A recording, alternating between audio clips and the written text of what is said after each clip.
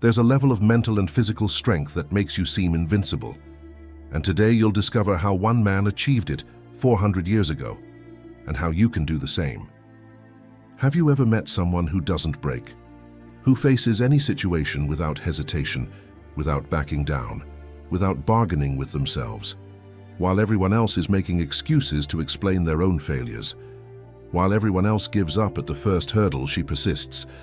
And you know what people say? This guy is lucky, this woman is only like this because of her genetics.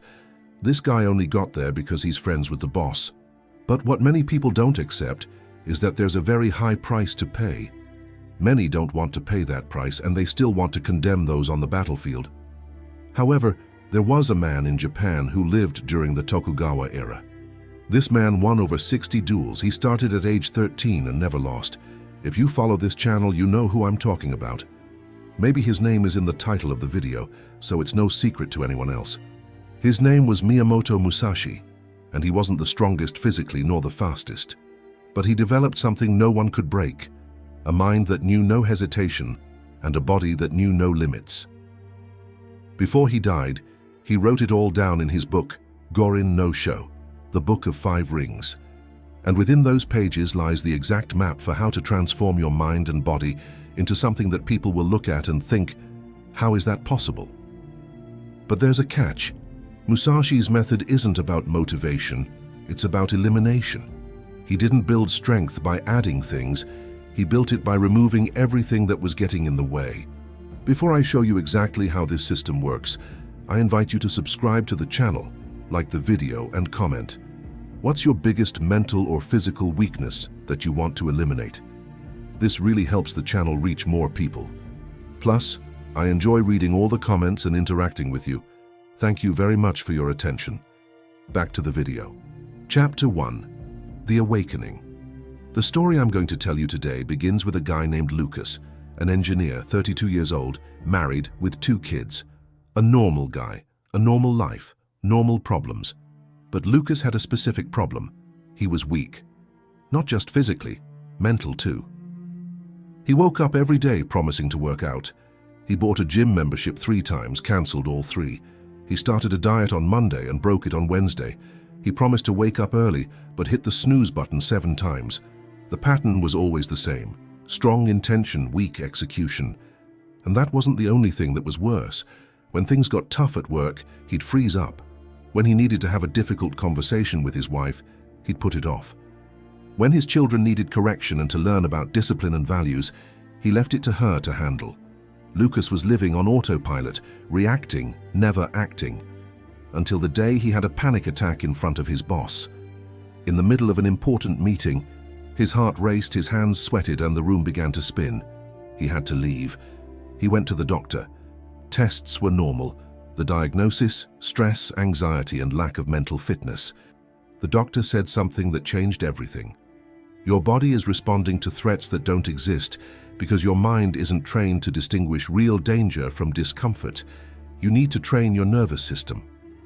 Lucas returned home and began researching how to train the mind, how to build real mental strength.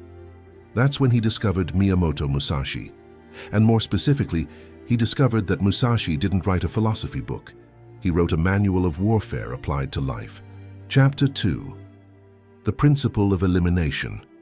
The first thing Luke read in the Book of 5 Rings was something that seemed contradictory. Have no preferences.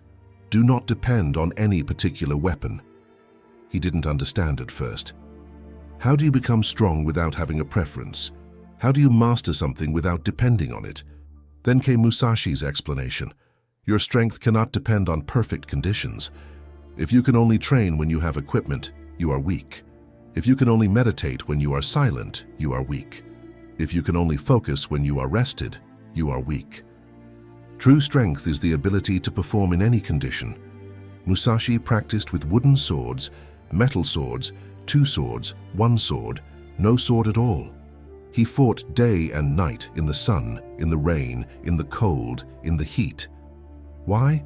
Because the enemy doesn't wait for you to be ready. Lucas realized he was the opposite of that. He could only be productive at the office. He could only work out if he'd slept well.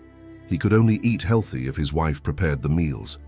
All his discipline depended on external factors. So he did what Musashi taught. He eliminated dependencies. It started small. Push-up training. No gym, equipment, specific schedule, nothing needed. Just body and floor. He chose 20 push-ups every day. Any time, any place, any conditions. The first week was easy. The second week, his body started to ache. The third week, he traveled for work. The fourth week, he got the flu. This is where he always gave up before. But this time, he remembered Musashi's principle. Practice must continue regardless of circumstances. Traveling? Push-ups in the hotel room? Got a cold? 10 push-ups instead of 20. No energy? 5 push-ups. But never 0. Chapter 3. Heijoshin, the Still Mind. By day 40, Lucas was doing push-ups automatically, but his mind was still a mess. Anxiety about work, worry about money, fear of disappointing his family. He was getting stronger physically, but mentally he was still fragile. It was then that he encountered the concept that Musashi considered more important than any fighting technique. Heijoshin, the everyday mind, the mind that does not change. Musashi wrote, "At the moment of battle, your mind should be exactly the same as your mind when you are drinking tea. No excitement, no fear, just presence. How is this possible? How do you stay calm when someone is trying to kill you?" Musashi's answer was brutal in its simplicity. You train your mind not to react. You don't suppress fear. You become someone who doesn't need to react to fear. Lucas began testing this. Every time he felt anxiety rising, in traffic, in a difficult meeting, in an argument with his wife, he did one thing. He took a deep breath and observed the sensation without reacting to it. It sounds simple, but it was torture at first. His body wanted to scream, argue, run away, but he just watched. My heart is racing, my hands are sweating, my jaw is tense. Just observation, no judgment, no reaction. The first time it worked was in a meeting where his boss started yelling at him in front of everyone. The old pattern was freezing, sweating, and stuttering. This time, Lucas felt the fear coming on, recognized it, and continued speaking normally. His voice didn't shake, his hands didn't sweat. He responded clearly. The boss was confused, the team was shocked. But Lucas knew what had happened. He had accessed Heijoshin for the first time. The mind that doesn't move. A Stanford University neuroscientist who has been studying emotional regulation for 18 years explains, when you practice non-reactive observation of difficult emotions, you are literally rewiring your amygdala. Over time, the activation threshold increases. What once triggered panic now triggers only recognition. Chapter 4. Senshi no Michi, the Way of the Warrior. But Musashi knew that a calm mind without a capable body is an illusion. You can have perfect emotional control, but if your body can't handle it, you lose. He wrote, "Train hard with wooden swords to strengthen the body. When the body is weak, the mind wavers. When the body is strong, the mind remains firm." Lucas had been doing push-ups for 60 days. He had gotten stronger, but he hadn't yet tested his body under extreme conditions. Musashi didn't train in comfort. He trained to the limit and then went beyond. So Lucas decided to do something that seemed insane, 100 push-ups a day for 30 days. No matter how long it took, no matter how many breaks he needed, he was going to complete 100 every single day. Day 1 took 45 minutes. Day 5, he could barely lift his arms. Day 10, his wife told him he was overdoing it. Day 15, he did 100 push-ups in 20 minutes. Day 30, he did them in 12 minutes without stopping. But what changed wasn't just the body, it was the mind. When you prove to yourself that you can do something that seemed impossible, you stop dealing with the difficulty. You just do it. Musashi called this Senshi no Michi, the Way of the Warrior. It's not about talent, it's about eliminating the idea that there's something you can't do if you train hard enough. Chapter 5. Zanshin, Permanent Consciousness. Lucas was physically stronger, mentally calmer, but Musashi had a third principle that separated ordinary warriors from legends, Zanshin, literally translated, the mind that remains. It doesn't mean being always alert in the sense of tense. It means being always present, always aware, never disconnected. Musashi wrote of warriors who won a duel but let their guard down and were attacked while celebrating. He said, "The battle does not end when the enemy falls. It ends when you are safe."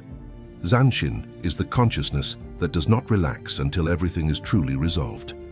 Lucas realized he was living the opposite of this.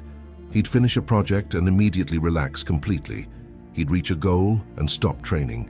He'd solve one problem and ignore the signs of the next. He began practicing Zanshin in real life.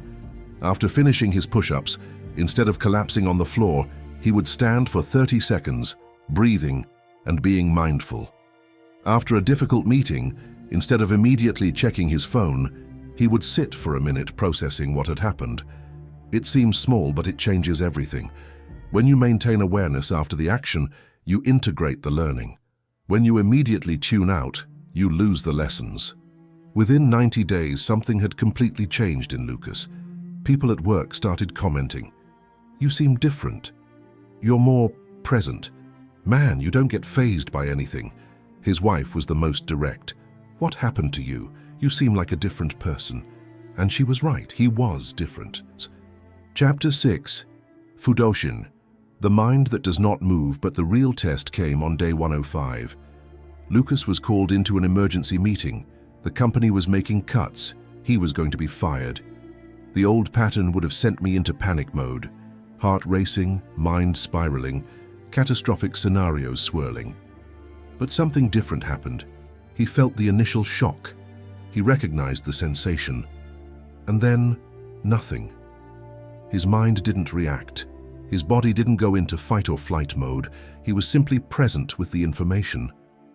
"I see. What's the schedule?" The boss was surprised by the calm. "You have 30 days, sorry, Lucas." "Okay, thanks for letting me know." Lucas left the room, returned to his desk, and continued working. His colleagues, who had been laid off along with him, were in a panic. They were calling home, crying, paralyzed. Lucas was calm. Not because he didn't care, but because he had developed something Musashi called Fudoshin, the still mind. The mind that is unshaken by external circumstances. Musashi wrote, "The tree is quiet, but not because of the absence of wind. It is quiet because its roots are deep." Lucas's roots had grown deep. 105 days of flawless training, 105 days of emotional observation without reaction, 105 days of continuous awareness. When the storm hit, he didn't break because he'd already been tested 1,000 times as a child. Over the next 30 days, while everyone else was panicking, Lucas was in action. He updated his resume, activated his network, and went on interviews. By the 23rd, he had 3 job offers. He chose the best one. He left his old company earning 40% more. The colleagues who panicked, they were still unemployed 3 months later. A sports psychologist who has worked with Olympic athletes for 15 years explains, "The difference between those who perform under pressure and those who collapse isn't talent. It's how much time they spent deliberately exposing themselves to discomfort. Resilience isn't something you have, it's something you build, repetition by repetition." Chapter 7. Hyoho, the strategy of void. But Musashi had one last principle that was the most difficult to understand and the most powerful to apply. Hyoho, the strategy of emptiness. He wrote, "In combat, do not intend to win, intend not to lose." It seems the same thing, but it is not. When you fight to win, you create openings. You push, you expose yourself, you risk too much. When you fight not to lose, you remain whole, without gaps, without weakness. Lucas applied this to his new job. Instead of trying to impress everyone and demonstrate his value immediately, he simply didn't make mistakes. He arrived on time, delivered what he promised, didn't create drama, and didn't make promises he couldn't keep. 3 months later, he was promoted. The boss said, "You're not the brightest on the team, but you're the most reliable, and reliability trumps brilliance." That's Hyoho. You don't have to be the best. You have to have no weaknesses. Musashi never lost a duel, not because he was stronger or faster. He never lost because he never gave an opening. He studied his opponent, waited for a mistake, and executed. Absolute efficiency, zero waste. Lucas began to apply this to everything. In his diet, he didn't try to eat perfectly. He simply never ate junk food. In his training, he didn't try to break records. He simply never failed a day. In his relationships, He didn't try to be the perfect husband. He simply never broke his word. No weaknesses, no loopholes, no excuses. Chapter 8. Sutemi, letting go of the self. 6 months after beginning his journey, Lucas was unrecognizable, physically stronger, mentally unbreakable, emotionally stable. But he had one final barrier. He was still afraid. Not of external things, but of something internal. Afraid that if he stopped for a day, everything would fall apart. Afraid that all this strength was fragile, temporary. That's when he encountered Musashi's ultimate concept, Sutemi, abandoning the self. Musashi wrote his final words shortly before he died. I regret nothing. I fear nothing. I desire nothing. How does one get to this level? How do you completely abandon fear? Musashi's answer was the most radical. You stop identifying with the outcome. You are not your successes. You are not your failures. You are simply the continuous practice. Lucas tested this in an extreme way. He stopped counting training days. He stopped celebrating milestones. He stopped posting progress on social media. He removed all external validation. The training continued, the meditation continued, the discipline continued. But now without ego, without the need for recognition, without the fear of losing what had been built. Because he finally understood, you can't lose what you are. You can only lose what you have. If your strength depends on maintaining a streak, you'll fear breaking. If your strength is who you've become, nothing can take that away from you. And it was at that exact moment that something scary happened. People started avoiding Lucas, not because he was arrogant, not because he was aggressive, but because his presence was uncomfortable. When you eliminate fear, hesitation, and the need for validation, you become a mirror. People look at you and see everything they're not, and that hurts. His co-workers stopped complaining around him. His friends stopped making jokes about gyms and diets. His own family started commenting, "You're getting too serious," because their existence proves that everything they say is impossible is just uncomfortable. Chapter 9. The Complete Transformation.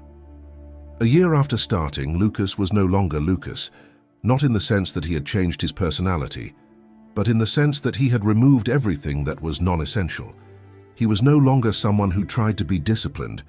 He was someone who couldn't be undisciplined. Practice wasn't something he did, it was who he was. Musashi called this Ken Zen Ichi, the sword and Zen are one.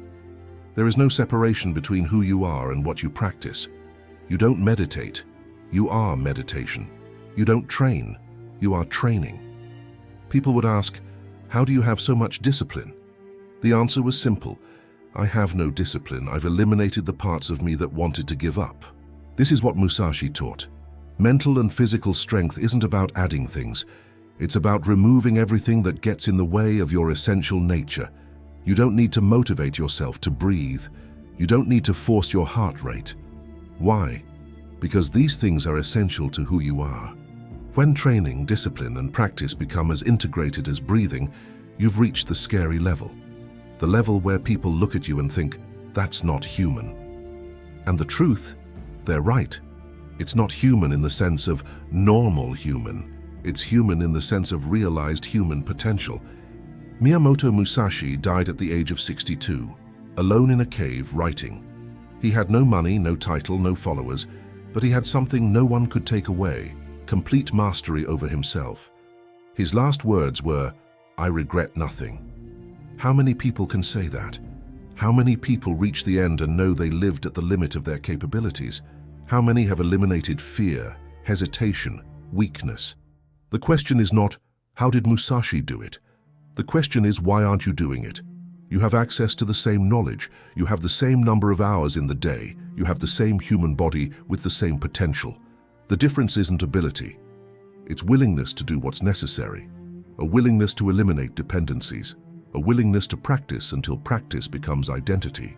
A willingness to abandon everything that isn't essential. This daunting level of mental and physical strength isn't for everyone. Not because it's impossible, but because it's uncomfortable. And most people choose comfort over capability. But you're not the majority. If you've watched this far, you've already proven that. The question now is, what are you going to do with this information? If you enjoyed this video, I invite you to subscribe to the channel, activate the bell and leave a like. And tell me in the comments, what's the first addiction you'll eliminate? What's the first weakness you'll transform? Remember, strength that scares others is the only strength worth having. If you've made it this far, thank you very much for your attention. See you in the next video.